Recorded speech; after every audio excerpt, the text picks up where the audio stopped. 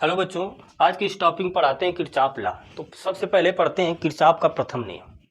वैज्ञानिक किरचॉफ ने धारा के संबंध में दो नियम दिए, तो उसमें हमको सबसे पहले पहला नियम पढ़ना है। तो किरचॉफ का प्रथम नियम क्या होता है देखते हैं।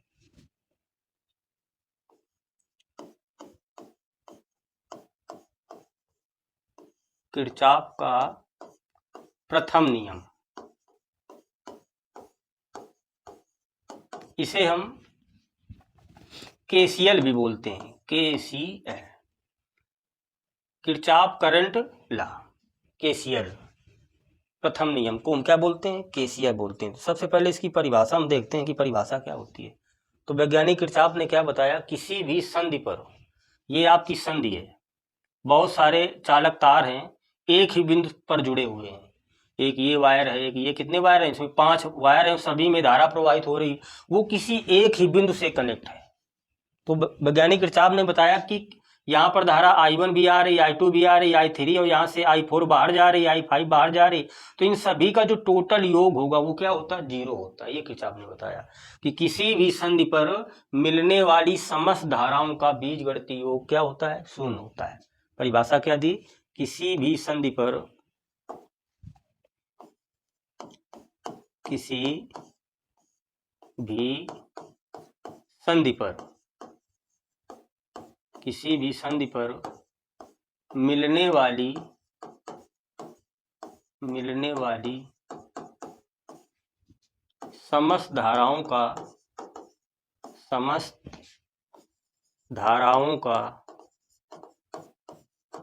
समस्त धाराओं का बीजगणितीय योग 0 होता है।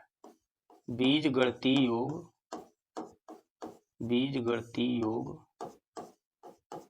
0 होता है।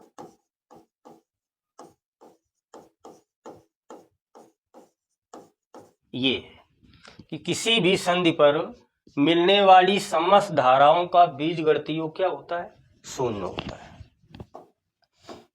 इसे धारा नियम भी कहते हैं। इसे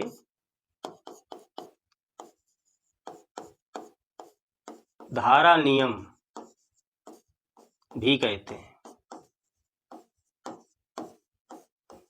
ये किरचॉफ करंट लॉ, इसे हम धारा नियम भी कहते हैं। और एक पॉइंट है कि जो किरचॉफ का प्रथम नियम है किस संरक्षण पर आधारित है? तो लिखेंगे यह आवेश के संरक्षण पर आधारित है, या आवेश के संरक्षण को व्यक्त करता है, या आवेश के संरक्षण पर आधारित है।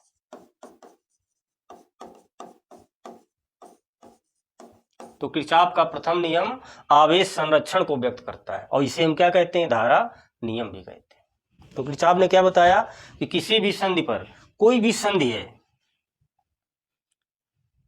ये पॉइंट संधि है, यहां पर देखो धारा आ रही है, ये इस तरीके से,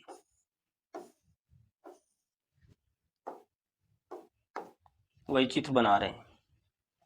इसमें मान लेते हैं धारा आ रही I1, I2, I3, और ये संधि है। यहां से जो दूर धारा जा रही I4 और I5 धारा जा रही। तो इस नियम पर, चिन्ह परपाटी के नियम से हम ये देखते हैं कि जो संधि की ओर धारा आती है उनको प्लस की लेते हैं, और जो संधि से दूर धाराएं जाती है उनको हम माइनस की लेते हैं। तो यहाँ संधि ये क्या है? ये संधि है। संधि का मतलब जहां सभी धाराएं आकर क्या होती हैं? मिलती हैं। चलो, तो संधि की ओर आने वाली धाराएं प्लस की लेंगे, तो थोड़ा I1 plus I2 plus I3। अब दूर कौन कौन धारा जा रहे हैं? I4 और I5 धारा दूर जा रही, तो I4 माइनस I5, ऐसे डॉट डॉट बराबर क्या आ जाएगा? 0 आ जाएगा। इसी को हम लिख सकते हैं, ये I1 plus I2 plus I3 बराबर I4 और प्लस I5। अर्थात जितनी धाराएं बिंदु O, ये O है, बिंदु O पर आ रही हैं, उनका योग, जितनी धाराएं संधि की ओर आ रही हैं उन सभी धाराओं का योग किसके बराबर होगा? जितनी धाराएं बाहर जा रही हैं उन सभी के योग के क्या होता है? बराबर होता है। इसी को कहते हैं संधि का नियम। इसे ये भी लिख सकते हैं सिग्मा I बराबर क्या? 0। जो धाराएं संधि की ओर आ रही I1 plus I2 plus I3, उन सभी धाराओं का योग सिग्मा इन जो अंदर आ रही हैं, और जो इस संधि से धारा दूर जा रही, कौन दूर जा रही है, एक I4 और एक I5, सिग्मा आई आउट, ये I4 प्लस ये इनके क्या होती हैं, बराबर होती है।